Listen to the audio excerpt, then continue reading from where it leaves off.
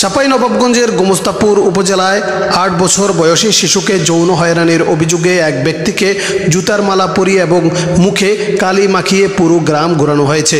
পরে তাকে ইউনিয়ন পরিষদ কার্যালয়ে আটক রাখা হলে পুলিশ গিয়ে থানায় নিয়ে যায়। ওই ব্যক্তির নাম বাইরুল মিয়া, তার বয়স হচ্ছে ৫৫ বছর। তার বাড়ি উপজেলার সন্তোষপুর গ্রামে। মুখে কালি ও গলায় জুতার মালা দিয়ে তাকে গ্রামে ঘোরানোর ভিডিও সামাজিক যোগাযোগ মাধ্যমে ভাইরাল হয়ে গেছে।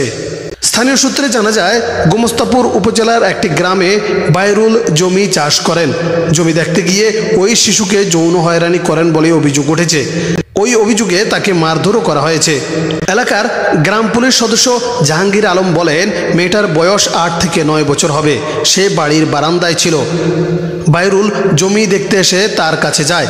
এরপর তাকে মোবাইলে খারাপ ভিডিও দেখায় এবং গায়ে হাত দেয়। এলাকার একটা ছেলে এই দৃশ্য দেখে সবাইকে জানালে তাকে ধরা হয়। জাহাঙ্গীর বলেন, ধরার পরে আমাকে ডাকা হয়। আমি যাওয়ার আগেই বাইরুলের মুখে কালি মাখানো এবং জুতার মালা পরানো হয়। এভাবে পুরো গ্রাম ঘোরানো হয়। পরে তাকে বোর্ডঘর ইউপি কার্যালয়ে এনে রাখা হয়। সন্ধ্যায় পুলিশ তাকে থানায় নিয়ে যায়। স্থানীয় ইউপি চেয়ারম্যান শহীদুল ইসলাম বলেন, আমি দুপুরের পর থেকেই এলাকার বাইরে আছি।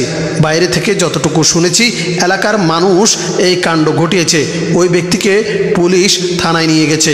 কি হচ্ছে এখনো জানি না। গোমস্তাপুর থানার ভারপ্রাপ্ত কর্মকর্তা ওসি রইসউদ্দিন বলেন, অভিযুক্ত ব্যক্তিকে থানায় আনা হয়েছে। এখন পর্যন্ত কোনো অভিযোগ পাইনি। অভিযোগ পেলে আইনানুগ ব্যবস্থা নেওয়া হবে।